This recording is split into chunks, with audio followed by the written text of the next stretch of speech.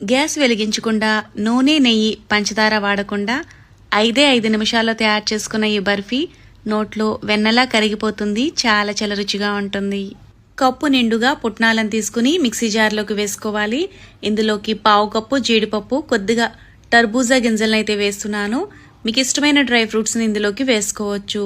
వీటిని ఏ మాత్రం పలుకు లేకుండా మెత్తని పొడిలాగా మిక్సీ పట్టుకుని బౌల్లోకి తీసుకోవాలి. ఇందులోకి 1 కప్పు బెల్లం పడుతుంది.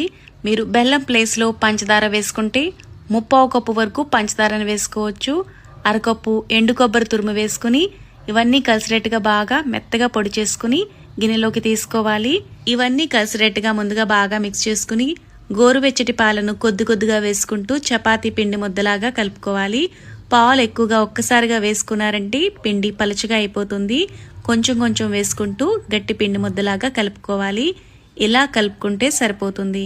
ఇలా గాజు బౌల్లో కానీ స్టీల్ ప్లేట్లో కానీ బటర్ పేపర్ వేసుకుని మీకు నచ్చిన డ్రై ఫ్రూట్స్ని ఇందులోకి వేసుకుని వీడియోలో చూపిస్తున్నట్లుగా చేత్తో ఇలా ప్రెస్ చేసుకుని మంచి షేప్లోకి తీసుకురావాలి. బటర్ పేపర్పై తీసుకుంటే ఈజీగా మనకి సెపరేట్ అయిపోతుంది. ఈ స్వీట్ని నచ్చిన షేప్లో కట్ చేసుకుని తీసుకోవడమే. చాలా ఈజీగా ప్రిపేర్ చేసుకోవచ్చు.